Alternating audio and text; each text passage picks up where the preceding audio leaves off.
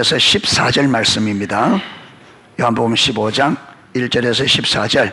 나는 참 포도나무요 내 아버지는 농부라.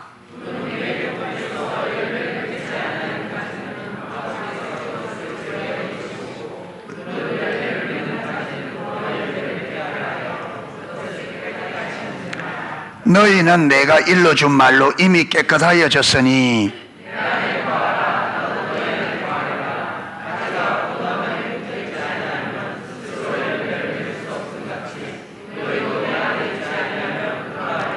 나는 포도나무여 너희는 가지라. 그가 내 안에 내가 그 안에 거하면 사람이 열매를 많이 맺나니 나를 떠나서는 너희가 아무것도 할 수 없음이니라.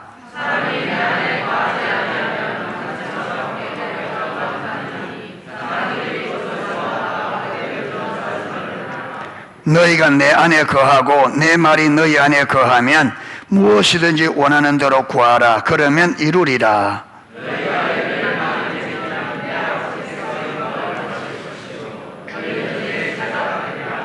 아버지께서 나를 사랑하신 것 같이 나도 너희를 사랑하였으니 나의 사랑 안에 거하라.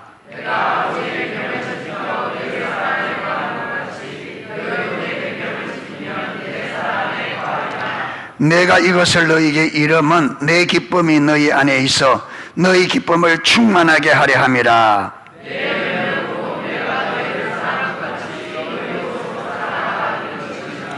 사람이 친구를 위하여 자기 목숨을 버리면 이보다 더 큰 사랑이 없나니. 아멘. 예, 오늘은 7장 영적 결실 맺기입니다. 제 7장 영적 결실 맺기. 자, 그 서론에 보면 진정한 삶의 목적, 진정한 삶의 목적. 여러분은 살아가면서 내 삶의 진정한 목적이 뭔지 들어보면서 한번 살펴봤으면 좋겠습니다. 자, 오스카 탐슨 목사님의 이야기를 좀 기록하고 있습니다. 지난 수년간 나에게는 사람들의 삶의 깊이와 넓이를 볼 수 있는 기회가 참 많이 주어졌다. 삶에 대해서 생각하려면 무엇보다 우선순위를 명확히 해야 된다. 여러분, 삶에 대해서 생각하려고 하면 내 삶의 우선순위가 명확해야 된다고 말합니다. 실제로 우리 삶의 많은 부분, 그리고 사역의 너무 많은 부분을 중요하지 않는 일에 소진하고 있다.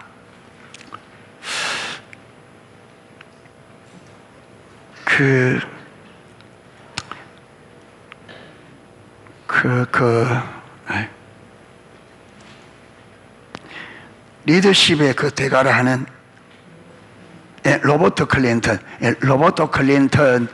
교수님은 사람이 네 종류를 나눌 수 있대요. 사람의 네 종류. 첫 번째가 뭐냐면 방랑자예요. 이 방랑자는 뭐냐면 인생에 자기가 왜 살아야 되는지 목적이 없는 사람. 기독교인으로 치면 하나님이 나를 왜 하나님의 자녀로 불렀는지 하나님의 부르심의 목적, 우리는 이걸 비전이라 하거든요. 예. 여러분, 교회 왔는데 내가 예수를 믿는데 하나님이 나를 왜 불렀는지 몰라. 그러면 이 사람은 반드시 어떤 사람이 되느냐? 방랑자가 돼요. 여러분, 이 비전이 없는 사람들의 신앙생활을 보면요, 되는 대로 갑니다. 되는 대로. 여러분, 기도했다가 기도하고 싶으면 했다가 안 나면 안 했다가, 여러분 교회 오고 싶으면 왔다가 또 바쁘면 안 왔다가, 신앙생활 됐다가 안 됐다가 이랬다가 저랬다가 마음대로 됩니다. 왜 그러냐? 비전이, 나를 부르신 비전을 모르니까. 왜 내가 예수 믿는지, 뭘 해야 되는지 이 비전을 모르니까 자기 마음대로 돼요. 그러게 뭐만 하냐면 교회만 왔다 갔다. 그들은 그걸 신앙생활이라고 생각합니다. 교회만 왔다 갔다 하는 거. 예, 교회 가서 주일날 와서 아무 생각 없이 앉아서 한 시간만 예배 드리고 기도해야만 앉아서 여러분 온갖 다른 생각하면서 성경 읽는데도 성경이 하나님의 뜻이 무엇인지 진짜 마음 없이 그저 여러분 구역 보고할 때 몇 장 읽었다 보고하고 나 성경 몇 번 읽었다 내 자신을 위해서 읽는 거죠. 그런데 문제는 뭐냐면 하나님이 나에게 뭘 원하는지, 우리는 하나님 백성으로 어떻게 살아야 되는지, 나를 왜 구원했는지 이건 전혀 모르. 완전히 방랑자죠. 그러니까 하루를 열심히 사는데 부지런히 사는데, 부지런히 살아요? 그래도 부지런히 안 사는 게, 부지런히 사는데 문제는 뭐냐, 자기가 어디로 가고 있는지, 뭘 하고 있는지를 모르죠. 지금 내 인생이 어디로 가고 있는지, 내가 지금 내 삶에 뭘 하고 있는지를 모르고 그냥 눈앞에 일이 있으니까. 어떤 사람이 물었대요. 예, 여러분, 등산가에게 왜 그렇게 산에 올라가느냐 물으니까, 산이 있으니까 올라간다. 예. 왜 그렇게 산에 올라가? 산이 있으니까 올라간다. 그러니까 여러분, 얼마 안 가서 그 사람이 등산하다가 죽었어요. 그럼 무슨 말이냐면, 인생은 너무나 소중한데 앞에 산이 있으니까 그저 올라가다가 의미 없이 죽는 거예요.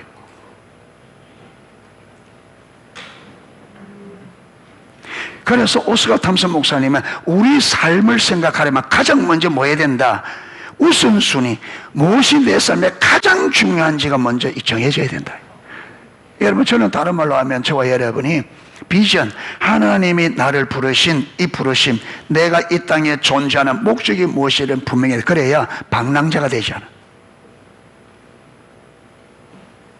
그런데 이 땅에 여러분, 대부분의 사람들이 방랑자의 삶을 살고, 우리가 예수를 믿어도 상당수의 그리스도인들이 예수를 믿으면서 왜 믿어야 되는지, 믿음이 뭔지, 어디로 가고 있는지 모른 채 여러분 그냥 종교 생활로 그렇게 하는 사람이 많습니다. 그러니까 예수 믿어도, 교회 다니고 예수를 믿어도 별 의미가 없어요. 왜? 하나님의 살아계심이 경험은 되지 않고, 예, 하나님이 내 삶에서 하나님만이 일할 수 있는 일들이 우리 삶에 안 일어나요. 왜? 우리가 하나님의 길로 가지 않기 때문에. 그저 종교인이 종교인, 교회만 왔다 갔다 하는 종교인. 그러면서 여러분, 많이 들어서 예수 믿으면 구원받는다고 하니까 지식적인 가지고 막연하게 천국 갈 거다 이라고 있어요. 그런데 문제는 뭐냐면, 진짜 죽을 일이 내 앞에 딱 오면 구원의 확신이 없기 때문에 죽음이 벌벌 떨죠. 여러분, 구원의 확신이 분명한 사람은 죽음이 눈앞에도 하나도 두렵지 않습니다. 구원의 확신이 분명한 사람, 진짜 성령으로 구원받은 사람은요, 죽음이 내 눈앞에도 전혀 두렵지 않아요. 왜? 천국이 있는 걸 분명하기 때문에. 그런데 왜 그리스도인들이 여러분 좀 질병만 걸리면 벌벌 떠느냐? 구원의 확신이 없는 거예요. 아멘 하는데 내 안에는, 내 여러분 영혼은 진짜 천국이 있는지가 내 영혼이 못 믿는 거예요. 불안한 거예요. 그러니까 내 의지와 상관없이 내 안에서 불안해요. 두려워요. 여러분, 예수님께서 십자가에서 죽음을 죽이셨다 했잖아요. 그리고 초대교회 성도들은, 진짜 그들은 구원받은 초대교회 성도들은 짐승이들이 뜯기 죽고 화형을 당하면서도 그들은 잠시 후에 영원한 영광의 그날을 보고, 여러분, 짐승들이 굶주린 사자에 뜯기 죽는데도 그들은 얼굴에 웃음으로 찬양을 부리며 인생을 마감했단 말이에요. 그럼 그들과 우리가 차이점이 뭐 있냐? 똑같은 하나님을 믿는데 왜 그들의 삶과 우리 삶이 왜 그래 다르냐 이 말이에요. 똑같은 성경을 읽고 똑같은 하나님을 믿는데 왜 그들의 삶과 우리가 이렇게 다르냐? 여러분, 다름은 하나밖에 없습니다. 그들의 믿음과 우리 믿음이 다른 거예요. 그들의 믿음과 그들이 믿는 하나님, 우리가 믿는 하나님 똑같은 하나님입니다. 그들이 쓰는 성경과 우리가 쓰는 성경이 똑같은 성경입니다. 그런데 왜 이렇게 다르냐? 다른 것은요, 믿음은 그들의 믿음과 우리 믿음이 다른 거예요. 그러니까 우리가 이것을 분명히 하지 않으면, 우리가 일생 동안 교회 다니고 일생 동안 예수 믿지만 실질적으로 하나님이 함께하는 역사들은 우리 삶에 안 일어나, 종교인으로 끝이 납니다. 종교인.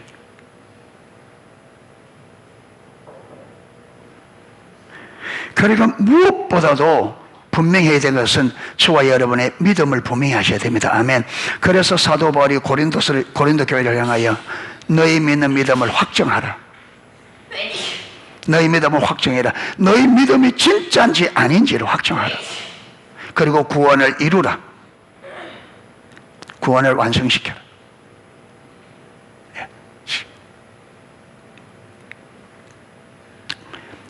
그래서 그러므로 우리에게 주어진 시간 동안 하나님이 하라고 하시는 그 일을 위해서는 먼저 우리의 우선순위를, 그러니까 하나님이 나를 불러서 하나님이 우리에 준 사명이 있습니다. 그렇죠?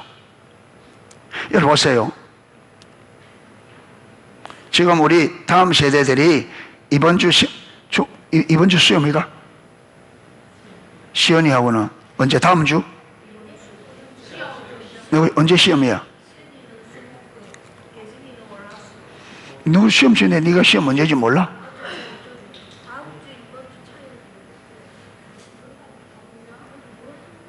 이제 이래 되면 이제 공부가 곤란해지는 거라. 이래 되면 이제 이게 이제 목적을 모르는 방랑자야. 공부를 하긴 하는데 언제 시험 치는지 모르니까 방랑자. 예. 야, 요번에 그래가 점수 잘 나오겠나 이거. 자 보세요. 예를 들어 이번 주 목요일 시험제, 그래서 지금 금요일 날은 여기 와서 왔다 갔다 하는 시간을 아끼려고 공부를 하고 있거든요. 교회에서. 공부할 때 가만 보니 내가 집중력은 좀 떨어지는 것 같아. 하여튼 잘 모르겠어. 하는데 보세요. 공부에 내가 이번 수요일에 시험 치니까 공부를 내가 이번 주에다 딱 목표를 정하면 그 다음 모든 것은 뭐 해야 돼요? 정리가 돼야 됩니다. 그렇죠. 내 놀고 싶은 거 다 놀고 돼야 안 돼요? 안 되죠. 예. 내 자고 싶은 거 다 자고 공부돼야 안 돼? 안 되죠. 그리고 공부를 딱 하려면 이 공부에 방해되는 것은 다 뭐 해야 돼요? 제거해 공부가 되어집니다. 그래서 지금 오스가탄스 목사님이 우리가 하나님이 우리를 하나님의 자원여 삼으셔서 우리에게 주신 사명이 있다는 거예요. 그런데 이 사명을 잘 감당하려면 시간 조정이 돼야 된다. 중요치 않은 것은 어떻게 돼요? 이 사명을 감당하는 데 방해가 되고, 여러분 이게 비해서 별 중요치 않은 것은 어떻게 해야 된다? 정리가 돼야 된다. 정리가. 그래도 정리를 안 한 거예요. 그러니까 머릿속이 복잡해요. 야, 오늘 개모임도 가야 되고 커피도 한잔 마셔야 되고 성경도 읽어야 되고 기도도 해야 되고, 그러니까 뭐 하기는 한데 머릿속에 왜 해야 될 게 정리가 되지 않으니까 이걸 하고 있으면 머릿속이 복잡하다. 그리고 오늘날 사람들의 삶이 굉장히 복잡합니다. 왜 그러냐면 모든 것이 정리되지 않은 채. 제가 여러분 도마도를 심어놨는데, 도마도를 심어놓으면 자라면서 이 가지가 계속 나옵니다. 이게 가지가. 그러면은 가지 뻗는다고 무엇이 아니었나? 열매를 안 맺어. 그러니까 여러분 원줄기만 놔두고 옆에서 나오는 가지들은 계속 따줘야 됩니다. 계속 따줘야 돼요. 계속 따줘야 마디마다 무엇이 여러분 꽃이 피고 열매를 맺어요. 그런데 그걸 안 따주면 꽃이 안 나오고 그 가지 그걸 키운다고 열매를 안 맺어요. 그러면 어떻게 되느냐? 나무는 무성한데 무엇은 없다? 열매 없는 무화과나무처럼 되는 거예요. 우리 인생이 그렇습니다. 저와 여러분이 정리되지 않으면 뭔가 인생이 여러분 뭔가 많이 볼 때는 무성해요. 일도 많이 하고 열심히 하고만 하는데 문제는 딱 보면 안에 열매가 없다. 열매는 그렇게 맺어지는 게 아니거든요. 나무의 모든 기운을 맺는데 열매를 맺을 수 있도록 몰아줘야 돼. 그래서 이 열매 맺는데 빼앗기는 영양분이 빼앗기지 않도록 열매 맺는데 집중해서 정리를 해줘야 된다. 우리 신앙도 마찬가지입니다. 여러분 신앙이 그냥 잘 되는 게 아닙니다. 신앙이 자라가는 데는 영양분이 필요하고 또 조건이 필요해요. 신앙이 자라가려면 여러분 식물도 자라가는 데는 세 가지: 물, 온도, 영양분. 그리고 우리 신앙도 자라가는 데는 필수 요소가 있습니다. 아멘. 근데 이걸 방해하는 요소들이 너무 많단 말이에요. 이거는 정리를 해줘야 돼요. 성경을 좀 읽으려면 뭘 여러분 좀 정리해야 돼요? 핸드폰 보는 시간, TV 보는 시간, 이런 거 정리해야 되죠.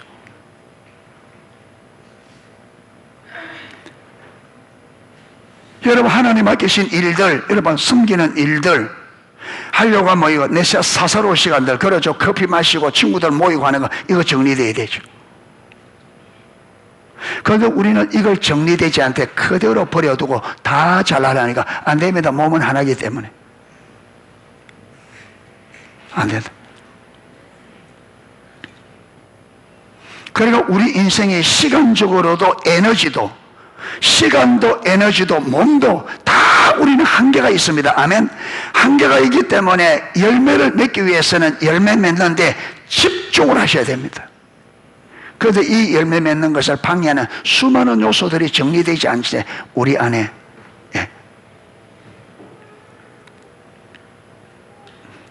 여러분, 주방에 들어가서 주방에서 요리를 하려도 주방이 어떻게 돼 있어야 돼요? 정리되어 있어야 되죠. 여러분, 옷만 그릇이 주방에 어지러져 있으면 요리하는데 방해가 된다. 그럼 요리할 수 있도록, 요리에 최적화되도록 딱 정리가 돼야 돼. 이거는 어떤 것도 마찬가지입니다. 여러분, 회사 일을 가더라도 회사 일할 때도 어지럽게 떨어져 있으면 일 능력이 떨어집니다. 그 일을 하는데 최적화 모든 환경 조건이 그 일을 하는데 최적화를 만들어야 최고의 효율을 만들죠. 그러니까 우리가 신앙생활을 할 때는 이 신앙생활이 최적화되도록 삶을 뭐 해야 된다? 정리를 해야 된다. 그런데 우리 삶에는 그게 아니고 엉망진창, 정리가 안 돼 있다. 험한. 그러니까 신앙생활 안 되지. 할 거 다 해야 돼. 하고 싶은 거 다 해야 돼. 잠잘 거 다 자야 되고, 먹을 거 다 먹어야 되고, 놀아야 될 거 다 놀아야 되고, 세상에 즐길 거 다 즐겨야 되고. 어느 세월에?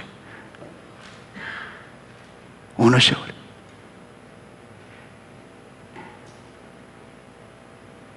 시간은 하루 24시간인데 할 거 다 하고 언제? 그리고 여러분, 저도 물으면 왜 성경 안 읽었습니까? 시간이 없었습니다. 24시간 있었는데 왜 시간이 없었을까? 그 시간 다 어디 쓰고? 네. 왜 기도 못 했어요? 시간이 없었습니다. 24시간 있는데.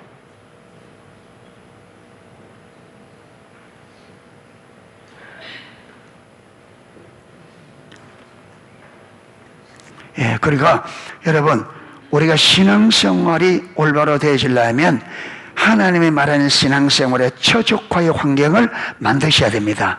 아멘. 여기에 방해되는 것은 어떻게 된다고요? 정리를 하셔야 돼요. 예, 정리하셔야 됩니다. 그건 무엇이든지 마찬가지입니다. 무엇이든 일을 하려고 하면 그 일의 최적화가 되려면 그 일을 방해하는 요소들을 제거해야 됩니다. 그렇죠? 얼마 전에 페인트 칠하는데 여러분, 우리 그 페인트 장로님이 차를 좀 옮겨달라고. 왜? 페인트 칠하다 보면 날려가니까 차가 옆에 있으면 아무래도 조심되니까 작업하는 능력이 떨어지니까 마음껏 일할 수 있도록 차를. 그래서 여러분, 페인트 다 칠할 동안에 차를 저 밑에 대놨단 말이에요. 그게 무슨 말이냐? 페인트 칠을 하는데 환경이 최적화해줘야 가장 효율적으로 일할 수 있어요.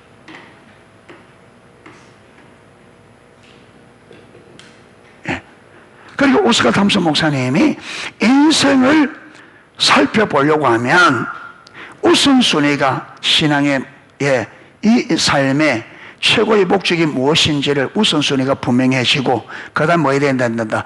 그것을 온전히 감당하기 위해서는 여러분, 중요치 않은 일들은 뭐 해야 된다? 정리되어야 된다. 다 하고 살 수 없습니다. 여러분, 이 땅에서 다 하고 살 수 없어요.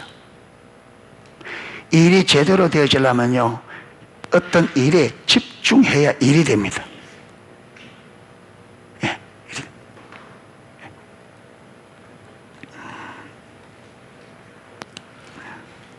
자, 그래서 그 일을 위해서는 하나님이 하라고 하시는 그 일을 하기 위해서는 먼저 우리의 우선순위를 알고 그것에 집중해야 됩니다. 그러니까 하나님이 내게 하라고 하신 그 일에 우선순위를 따라서 그게 뭐 해야 된다고요? 집중해야 돼요.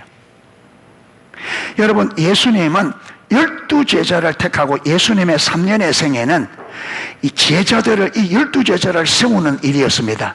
그래서 예수님은 이 3년의 삶을 어디에 집중했느냐 하면 12명의 제자를 세우는 데 집중했습니다. 아멘. 예수님이 대중들에게 설교를 할 때도 주님의 관심과 목표는 어디 있느냐? 12제자였습니다. 집중하셨습니다. 예수님도. 그래서 여러분, 제자들을 3년 동안 다니고 다니면서 같이 먹고 같이 생활하는.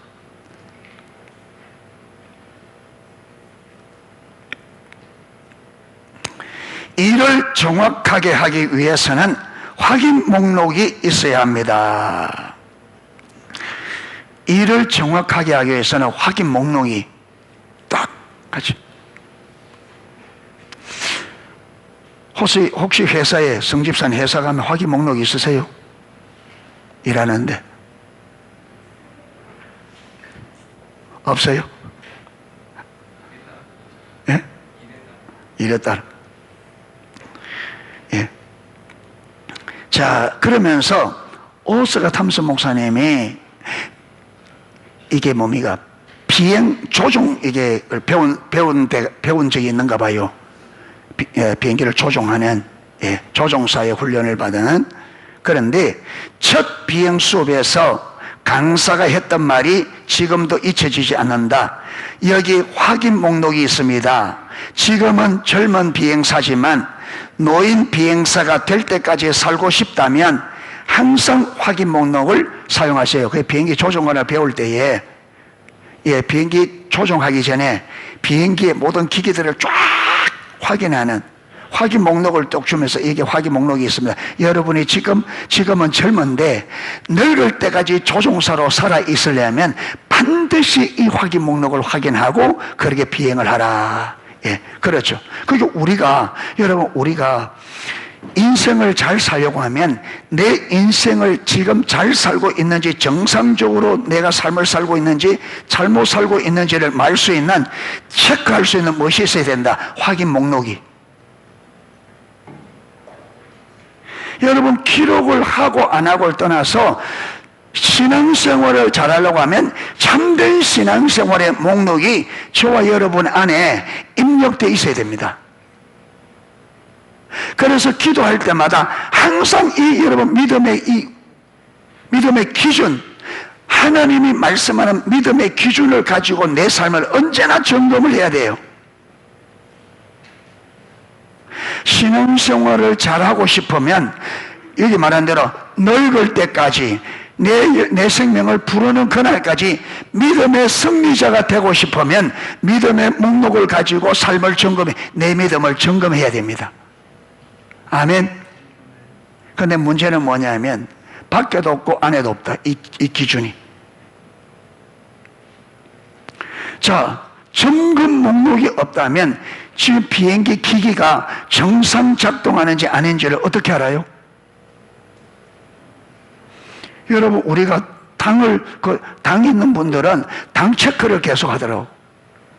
그리고 혈압이 있는 분들은 또 뭘 체크해요? 매일 체크해요. 그러면서 체크해서 내 혈압이, 당이 뭘 확인해요? 근데 보세요. 체크해서 정상인지 아닌지는 내 안에 정상적인 기준이 들어있어야 되죠. 여러분, 당이 얼마가 있어야 정상인지 알아야 딱 체크해서 잘못됐거나 해야 되지. 그런데 여러분, 이 기준, 정상적인 당 수치가 어느 것이 정상인지 모르면 나왔는데 모르잖아요. 이게 저는 몰라요. 정상적이게 어떤지 모르기 때문에 여러분 해줘도 누가 안 가르쳐주면 몰라요. 그러니까 성경에 말하는 믿음이 뭔지를 정확하게 알고 요 정상적인 것을 체크할 수 있는 무엇이 있어야 된다? 체크리스트가 있어야 된다. 확인 목록이란 말이야. 체크리스트. 내 신앙이 정상적으로 가동이 되는지 아닌지를 내가 알 수 있는 체크리스트가 있어야 된다. 그런데 이게 없으면요, 잘못되는데 잘못된 줄 모르고, 빗나가는데 빗나간 줄 모르고 내 마음대로 살아요.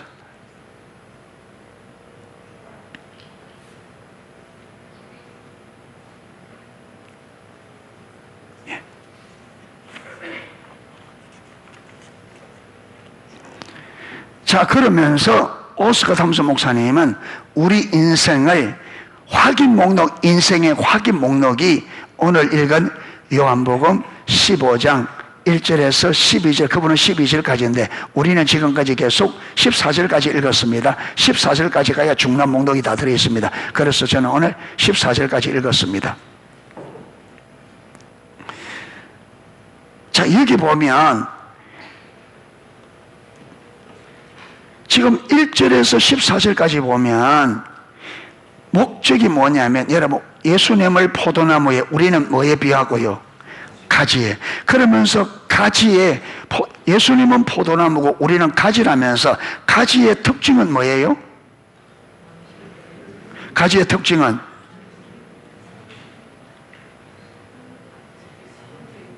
예? 가지의 특징 열매 맺는 거예요. 여러분 붙어 있어도 열매 안 맺은 가지는 어떻게 돼요? 잘라버린다 했잖아요. 앞에 여기 보세요. 1절에 나는 참 포도는 내 아버지는 농부라. 물은 내게 붙어서 열매를 맺지 아니하는 가지는 어떻게 한다? 아버지께서 그것을. 그러니까 가지의 목적은 뭐라고요? 열매 맺는 겁니다. 아무리 잘 붙어 있어도 열매 맺지 못하면 끊어져요. 그래서 가지가 열매가 맺는 게 가지 특징인데, 가지가 열매를 맺으려면 어떻게 돼요? 붙어 있어야 돼요. 근데 붙어 있어도 열매 못 맺으면 잘린다. 그래서 붙어 있어야 되고 뭐 맺어야 된다? 열매 맺어야 돼. 가지가. 그러니까 저와 여러분은 예수님이 포도나무, 우리는 가지이기 때문에 우리는 예수님께 어떻게 있어야 돼요? 붙어야 돼요. 근데 붙었다고 다 된 게 아니고 그 다음 붙은 다음 뭐 맺어야 돼요? 열매. 근데 열매 못 맺는 나무가 가지가 있다 없다? 열매 못 맺으면 자른다. 그런데 여러분, 정상적인 가지가 정상적으로 붙어야 돼. 열매 맺게 되어 있습니다. 예. 그래서 오스가 탐슨 목사님이 이렇게 말합니다. 당신이 이 땅에 자리를 차지하고 산소를 들어 마시는 목적, 이 말이 무슨 말이에요? 예? 한 지역을, 한 장소를 차지하고 숨을 쉰단 말은 살아있는, 이 말이죠. 여러분이 이 땅에 살아있는 목적이 뭐냐? 살아있는 목적, 즉 당신의 존재 이유는 뭐 맺는 거다? 열매 맺는 거다. 열매 맺어. 열매. 저와 여러분이 이 땅에 살아있는 삶의 목표, 의미는 뭐라고요? 열매를 맺어야 돼요. 열매가 뭔지는 좀 이따가 살펴보고, 열매를 맺지 못하면 숨쉬는 의미가 있다 없다? 존재하는 이유가 있다 없다? 그런데 수많은 사람들이 이 열매가 없으면서 여러분 살아있는 것 자체로 그걸 만족하는 사람이 많단 말이에요. 하나님 앞에는 의미가 없어요. 저와 여러분 열매 맺어야 돼요. 아멘. 열매 맺어야 됩니다. 열매 맺어야 돼요. 열매 맺기 위해서 하나님이 우리를 이 땅에 존재하고 열매 맺도록 하기 위해서 구원했습니다. 자, 그렇게 말합니다. 다시 말해 열매를 맺지 못한다면 존재할 이유가 없다. 이게 누구 말이에요? 이게 누구 말이에요? 예수님 말씀. 아까 그랬잖아요. 나는 참 포도는 내 아버지는 농부라. 물은 내게 붙어 있어 열매를 맺지 아니하는 가지는 아버지께서 그것을 제하여 버리시고, 무릇 열매를 맺는 가지는 더 열매를 맺게 하려 하여 그것을 깨끗하게 하는 일이야. 여러분, 아버지께서 가지를 계속 깨끗하게 하는 이유는 뭐라고요? 더 열매를 맺게 하기 위해서. 근데 맺지 않는 가지는 어떻게 한다고요? 제하여 버리고, 열매 맺는 가지는 더 열매 맺게 하려고 계속 하나님께서 돌보시는.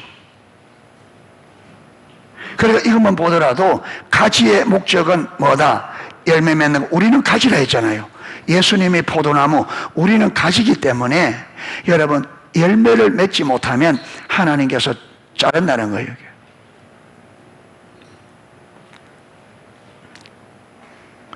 자, 성경은 하나님 아버지를 영화롭게 하고 싶다면 열매를 맺으라고 말한다.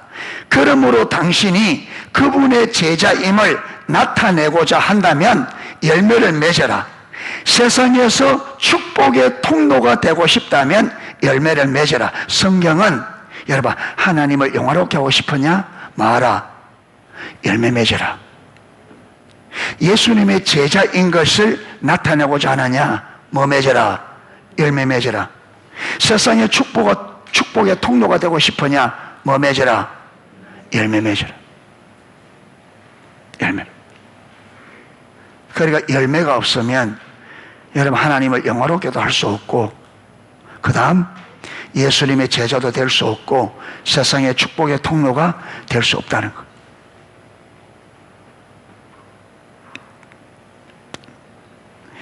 요한복음 15장의 비유는 모든 그리스도인들이 반드시 이해해야 할 중요한 비유다.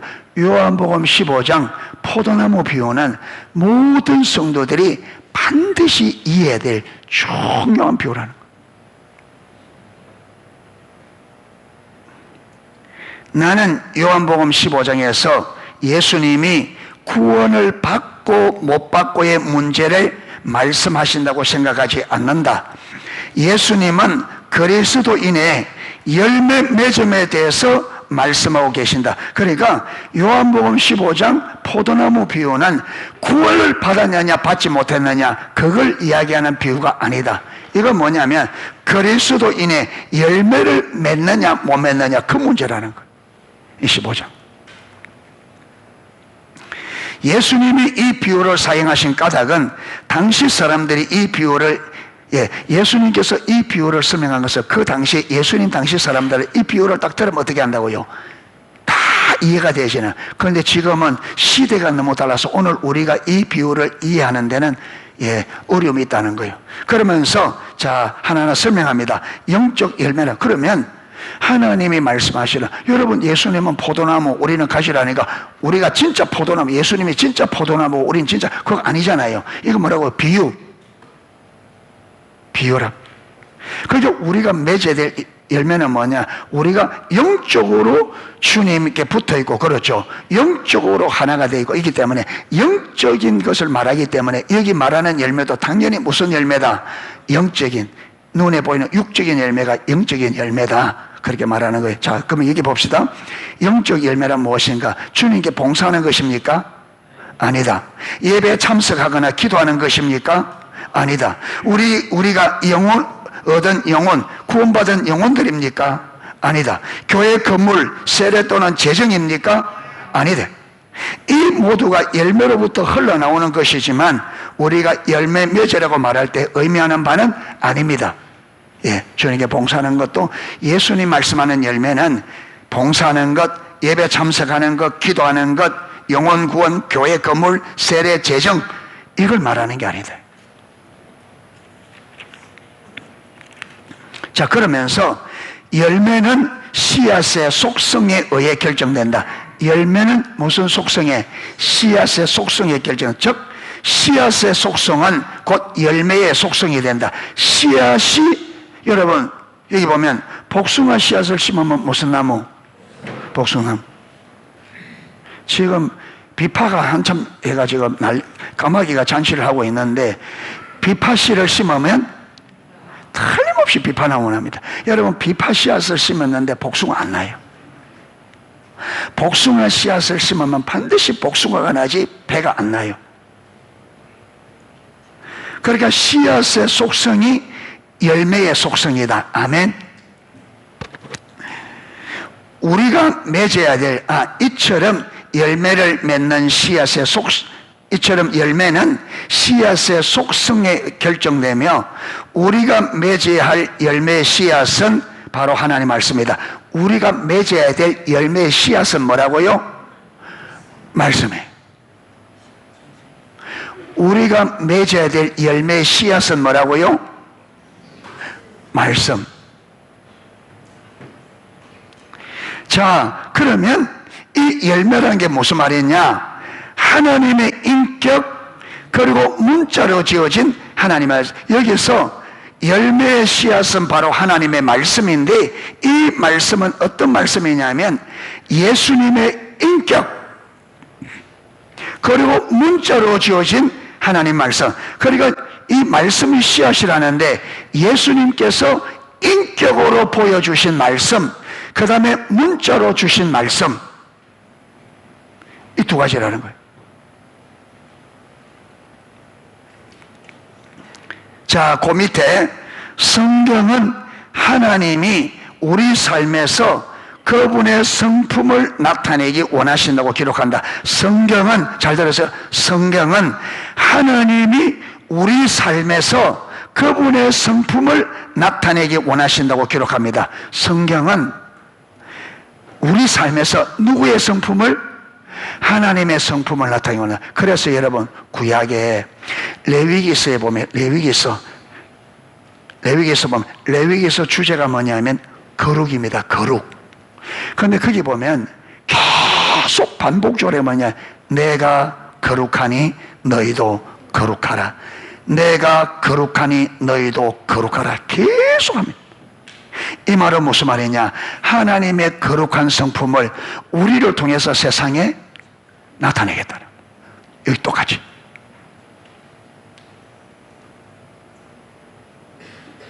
하나님은 하나님의 백성들의 삶을 통해서 하나님의 성품을 세상에 나타나고, 그래서 다른 말로 하면 하나님은 우리를 통해서 하나님을 알지 못하는 사람들이 하나님을 알도록 하나님 자신을 나타내기를 원한다 이 말이에요. 아멘. 그래서 우리가 영적인 열매를 맺는단 말은 우리 삶에 무엇이 나타나는 거예요? 하나님의 성품이 나타나는 게, 그게 영적인 열매예요.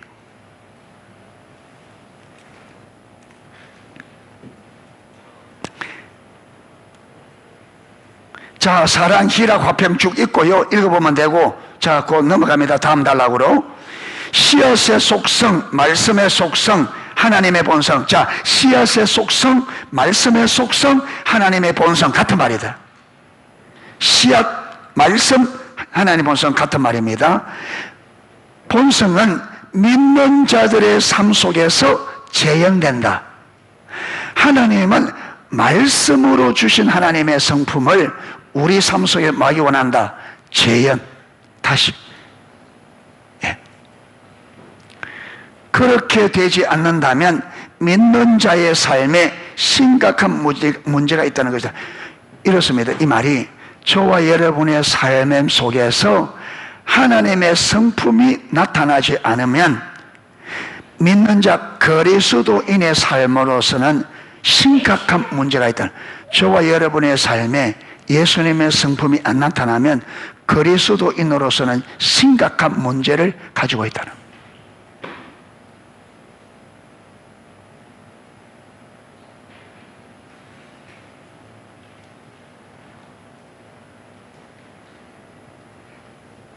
그러면서 예수님의 비유를 합니다.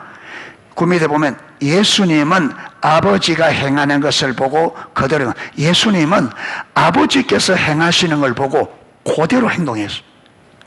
그 다음에 두 번째, 아버지가 말씀하는 것을 듣고 그대로 말씀했다. 그러니까 예수님은 아버지가 행하는 그대로 행하고 아버지가 말하는 그대로 말했어요. 그러니까 예수님의 삶에는 누가 나타났어요? 왜? 하나님이 행하는 것을 그대로 행하고 하나님의 말씀하시는 그대로 행하기 때문에 예수님의 삶을 통해서는요, 하나님과 하나님의 말씀이 그대로 나타났어요. 그래서 예수님께서 내가 행하는 것은 내가 행하는 게 아니고 내가 말하는 것은 내가 말하는 것이 아니라 아버지께서 내 안에 계셔서 그의 일을 하고 그가 말. 그러니까 예수님의 삶에는 누가 하나님이 그대로 나타났어요. 예수님이 우리 삶의 모델이다 했잖아요. 예수님이 아버지의 행하는 걸 보고 그대로 행했고 아버지 말하는 그대로 했다면 우리는 예수님의 가지니까 우리는 예수님이 행하는 것을 보고 그대로 행하고 예수님 말하는 것을 보고 그대로 말해야 되는 거예요. 아멘. 그래야 우리 삶에서 누가 나타난다? 예수님이 나타난다. 이게 그리스도인이 이 땅에 존재하는 이유라는 거예요. 그러니까 내 가족들이 나를 볼 때에 나를 통해 누구를 보아야 돼요? 예수님을 보아야 돼요. 내 이웃 사람들이 나를 볼 때 누구를 보아야 된다고요? 예수님.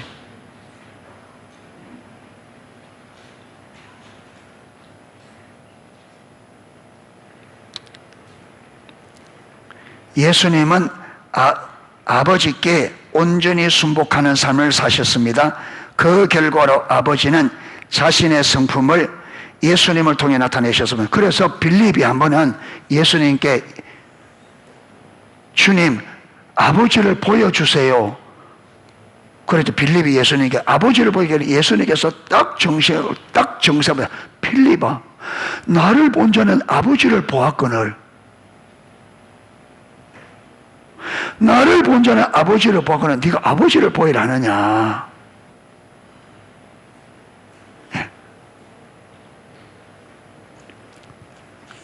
예, 컨셉이 이어는 넘어갑니다.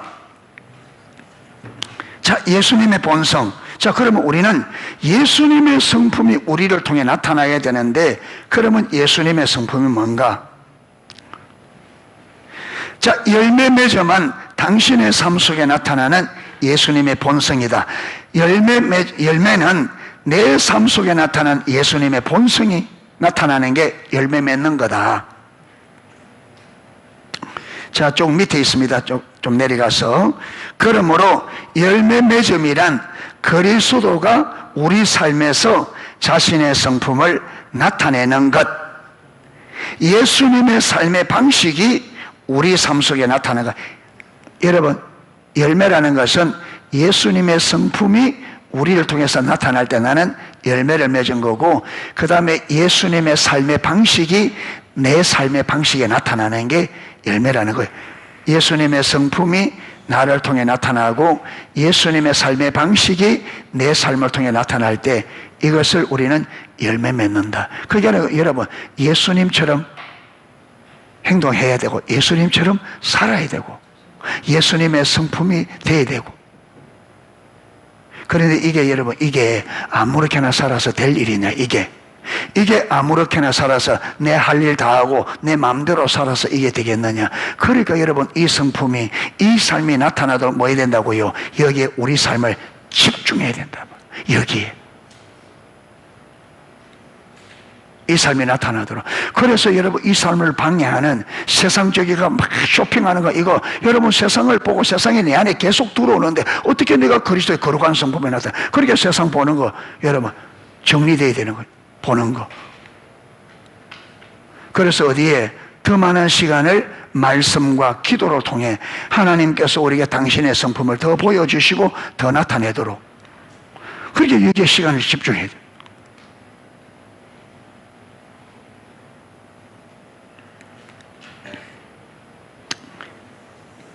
바울은 하나님이 우리에게 두 가지를 주셨다고 기록한다. 하나는 화목하게 하는 말씀이고 하나는 화목하게 하는 직분이다. 그 밑에 하나님은 우리에게 잃어버린 세상에 다가가고 그 세상을 향해 다리를 놓을 능력을 주셨다. 이것이 바로 삶의 목적이다. 이것이 바로 열매 맺는 삶. 무슨 말이냐면, 여러분, 예수님은 이 땅에 오셔서 아버지의 성품을 보이셔서 세상으로 하여금 아버지와 뭐하도록? 화목하게 하도록. 그죠? 우리 삶에, 하나님은 우리 삶에 예수님의 성품을 나타내고 예수님의 삶을 나타내는 것은 세상이 우리를 통해서 하나님을 알아 세상이 하나님과 못되도록 화목하게 하는, 이게 우리의 맺어야 될 열매고 우리가 살아야 될 목표라는 말이에요. 아멘. 우리는 세상이 우리를 통해서 하나님을 알아 그들이 하나님과 화목하게 되는 게 우리의 맺어야 될 열매고 우리가 살아야 될 삶이라는 거예요.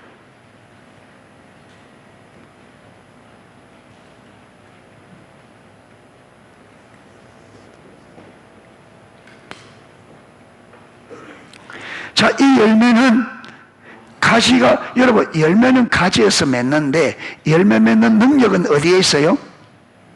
나무에 있어요. 그러니까 가지는요, 열매를 맺을 수가 없어요. 자기 능력. 열매는 누가 맺는다? 가지가. 열매는 하나님만이 맺을 수 있어요. 그런데 가지는 하나님이 맺은 열매를 마고 있는, 붙이고 있는, 그게 열매를 붙이는, 예를 들면 거는 열매거리. 예수님께서, 하나님께서 열매를 딱 맺어서 어디에 딱 걸어놔요? 우리에게.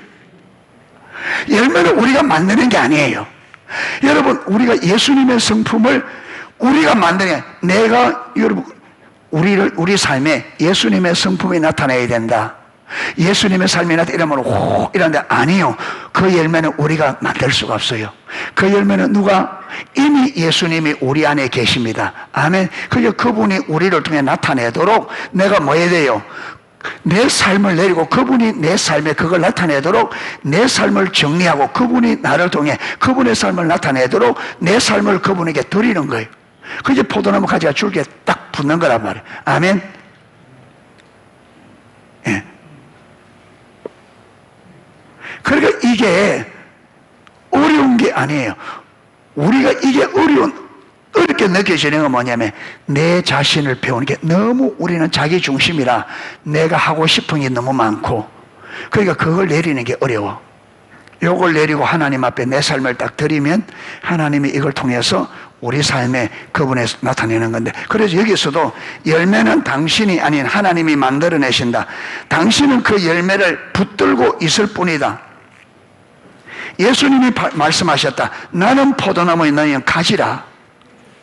다시 말해 당신은 영광을 입은 포도거리, 예수님 맺은 열매를 딱 걸고 있는 포도거리예요. 포도거리. 당신이 할 수 있는 일은 열매를 달고 있는 것뿐이다.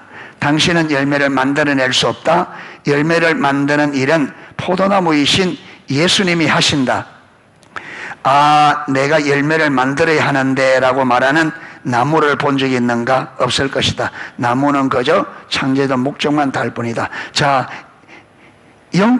열매 맺음의 결과, 열매를 맺으면 우리 삶에 어떤 결과가 있느냐? 첫 번째, 위로 뻗어나간다. 위로 뻗어나간다 말은 영적인 열매 맺음의 첫 번째 결과는 기도 응답의 결과로 위로 뻗어나가는 거다. 그러니까 여러분, 우리가 내 삶에 통해서 예수님의 성품이 나타나고 내 삶이 예수님의 삶의 방식을 나타난다면 여기 영적 열매가 있잖아. 이 영적 열매가 있으면 영적 열매를 맺는 사람의 결과 중에 하나가 뭐냐면 기도가 응답된다는 거예요. 기도하면 응답이 된다.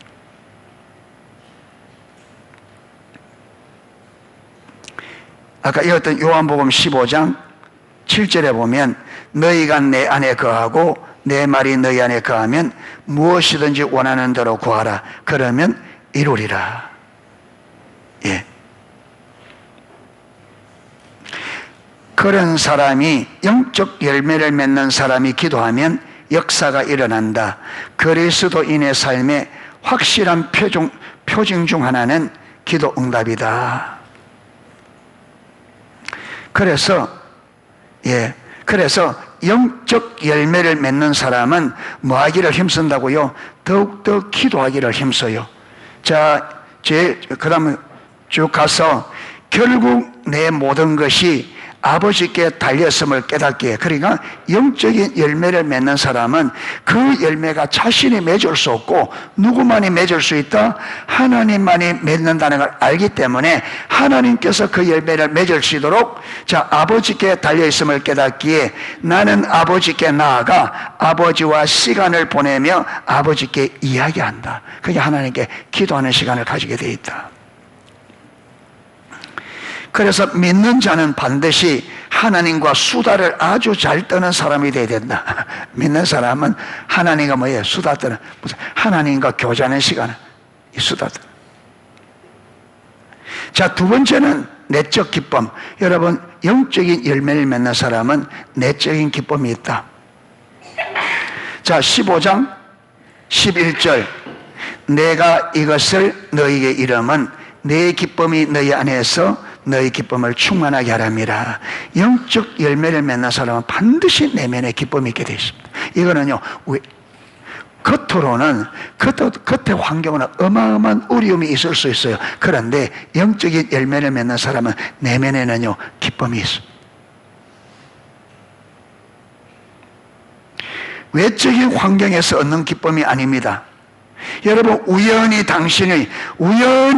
당신을 행복하게 해줄 이렇게 되죠. 어떤 우연한 일들이 우리를 기쁘게 할 거라 하는 기대감을 가지고 있어서는 안 된다.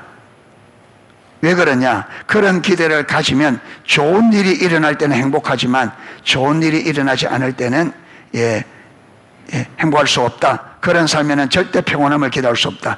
기쁨은 평강과 희락을 주시는 하나님과의 내적인 관계에서 비롯된다. 기쁨은 어디서 온다? 하나님과의 관계에서 온다. 영적인 열매를 맺으면 내적 기쁨을 누리게 된다. 기쁨은 관계에서 온다. 그래서 세상에 가장 중요한 단어가 관계만 잊지 말라. 세 번째,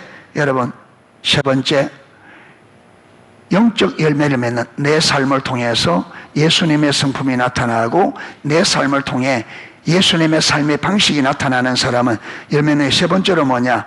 열매 맺는 세 번째 결과는 밖으로 향하는 아가페 사랑이다. 여러분, 이런 사람은 사람들을 향해 아가페 사랑을 가진다는 거예요.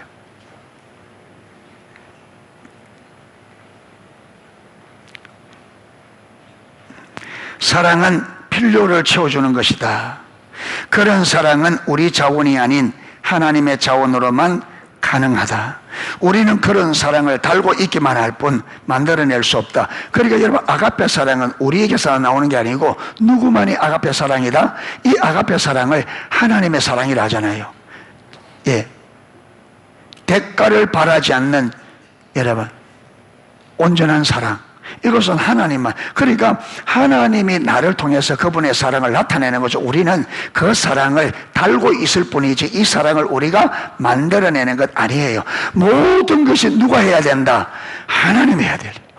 우리는 하나님이 하시는 일을 우리도 나타내는 통로일 뿐입니다. 아멘. 그러니까 우리는 통로 역할을 잘하면 돼요. 우리가 만들 필요가 없어요.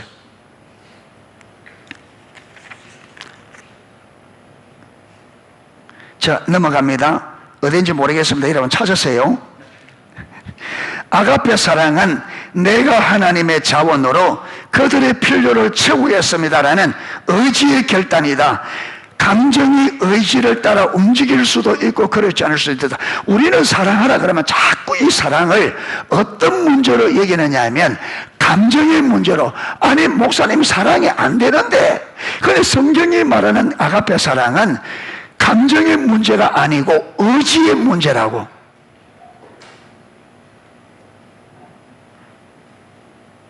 여러분, 사랑은 감정의 문제가 아니라 의지의 문제입니다. 감정이 지금 당장 있을 수도 있고 없을 수도 있고. 그래서 아가페 사랑은 내가 하나님의 자원으로 그들의 필요를 채우겠습니다 라는 의지의 결단이다. 이 말씀을 듣고 성령께서 딱 깨닫게 해줄 때, 주님, 내가 주의 말씀대로 이제부터 내 자원이 아닌 하나님의 자원을 의지하여 내가 사람들의 필요를 채우겠습니다. 이렇게 의지로 결단할 때 많은 거다. 그게 아가페 사랑. 그리고는 만다고요, 의지적으로. 그렇게 하다 보면 모두 따라온다. 감정이 따라온다.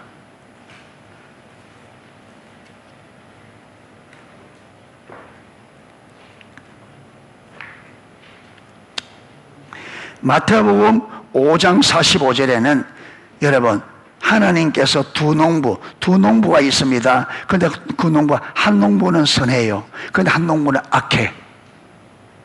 그런데 하나님께서 햇빛을 선한 농부와 악의 농부에 차별을 둬야 안 둬요?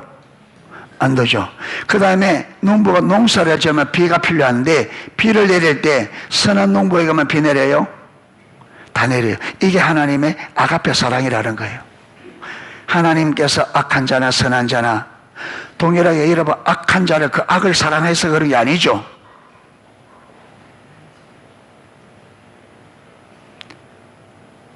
예, 하나님께서 차별 없이 동일하게 내렸습니다. 이게 아가페 사랑입니다. 아멘. 우리도 이래야 된다는 거예요. 여러분, 아내가 잘해서, 남편이 잘해서 하는 것은 자기 중심입니다. 자기를 위한.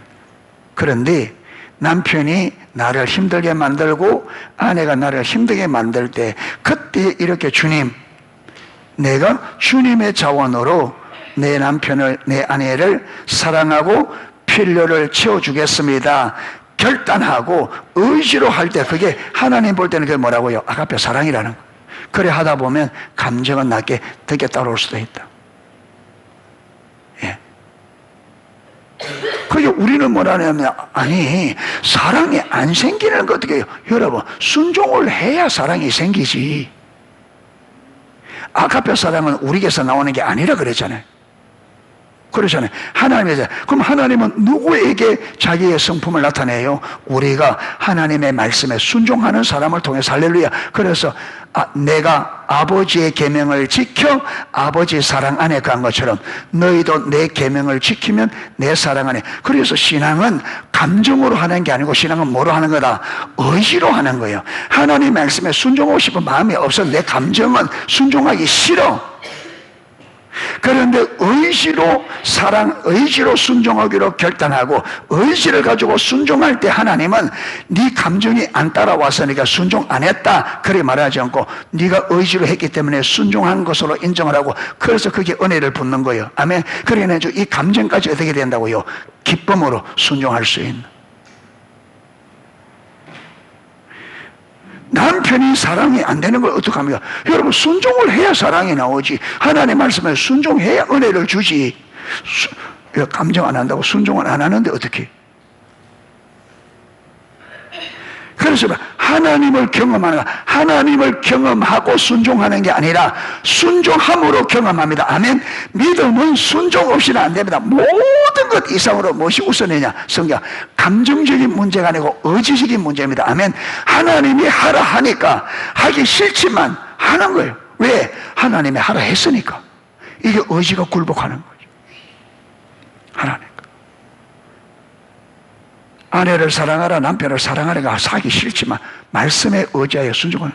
여러분, 베드로가 그러잖아요. 베드로가 깊은 데로 가서 밤새도록 그물 내렸는데 그물 싣고 집에 가려는데 주님께서 여러분 배 빌려서 말씀을 전한 다음에 깊은 데로 가서 그물 내리라. 베드로가 가서 내리고 싶을까 안 내리고 싶을까? 베드로 내리고 싶을까 안 내리고 싶을까? 밤새도록 다이버가 지쳐있는데 지금 빨리 가서 한숨 잤으면 좋겠는데. 그런데 베드로가 하는 말이 주님, 내가 밤이 맞도록 수고하였으나 잡은 것이 없습니다. 기분 같으면 딱 그냥 집에 가서 쉬고 싶습니다. 그런데 말씀에 의지하여. 무엇이 의지하여? 말씀에 의지하여 그물을 내렸습니다. 베드로의 감정이 중요한 게 아닙니다. 주님께서 말씀하신 그대로 몸으로 가서 그물을 던졌을 때에 그 순종으로 인하여 그물이 찢어질 만큼. 신앙은 감정적인 문제가 아니고 의지의 문제입니다. 아멘. 주의 말씀이기 때문에 내가 하기 싫지만, 내게 맞지 않지만, 어렵지만 수고하면 주님이 순종을 했기 때문에 하나님의 은혜를 받고 당신의 약속을 이루는 겁니다. 아멘. 그래서 우리는 하나님을 경험으로 알아. 이렇게 순종하다 보면 하나님을 알기 때문에 이제는 순종이 어떻게 돼요?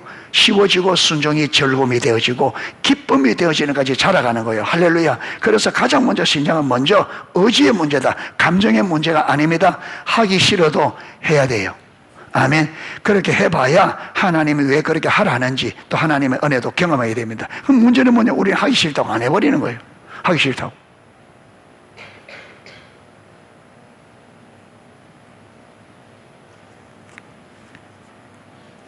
관계 원안에 있는 모든 이들을 사랑하지 않는다면, 즉 차별 없이 그들 모두를 사랑하지 않는다면 당신의 사랑은 성령님으로부터 흘러나온 사랑이 아닐지도 모른다.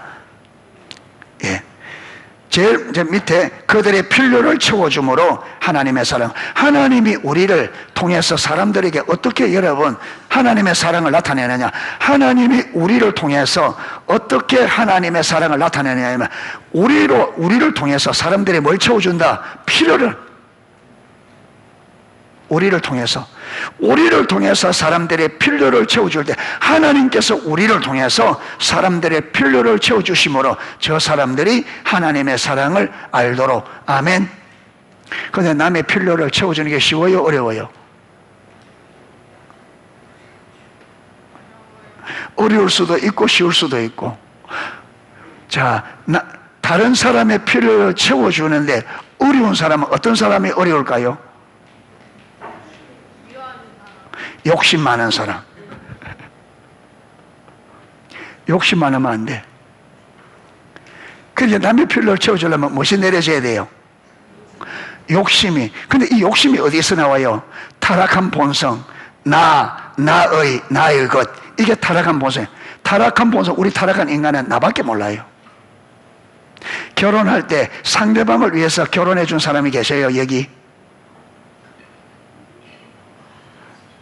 결혼할 때 상대방은 나는 하나도 마음에 안 들고 내가 볼 때는 덕될 게 하나도 없는데 순전히 상대방 때문에 내가 결혼했다. 그런 사람이 있어요. 아니에요. 다 뜯어먹을 게 조금이라도 있기 때문에 뜯어먹으려고 결혼한 거예요. 다. 지금도 그렇죠. 지금도 뜯어먹을 거리가 좀 있으면 좋아해. 뜯어먹을 거 없으면 이혼하자 그래. 다 뜯어먹고. 가시고기야, 가시고기. 성도들, 우리 예수 믿어도. 그러니까 하나님의 뜻을 따라 살려면 하나님의 나라는 세상 나라와 전혀, 하나님의 나라는 하나님 중심입니다. 세상 나라는 내 중심입니다. 그래서 세상의 모든 것들은 시스템이 어떻게 돌아가냐? 나를 위해 돌아갑니다. 그래서 나를 위해. 여러분, 밥솥을 쫙 만드는 게 쿠쿠에서 밥솥을 계속 개발하는데 주부들 때문에 개발해요?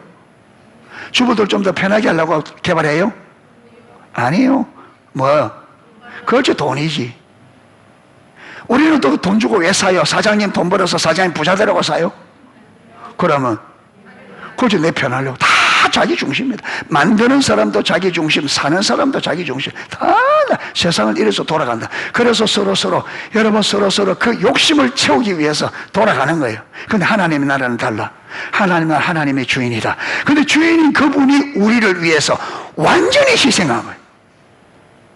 주인인 그분이 자기 욕심이 아니라 죄인된 우리를 위해 하나님의 전부를 희생시켜서 우리를, 죽어있는 죄와 허물로 죽은 우리를 살려냈다. 이게 하나님 나라 원리입니다. 하나님 나라 원리는 뭐냐? 내가 죽어 다른 사람을 살리는 게 하나님 나라 원리입니다. 아멘. 그러니까 여러분, 내가 죽더라도 상대방의 필요가 있으면 채워주는 거예요. 그러면 나를 죽는데 하나님 내버려둔다, 안 내버려둔다? 안 내버려둔다. 거기서 우리는 하나님의 채워주심을, 할렐루야, 하나님의 사랑을, 하나님은 정말 사람들을 사랑하고 사람들의 필요를 정말 채워주기를 원하시는구나.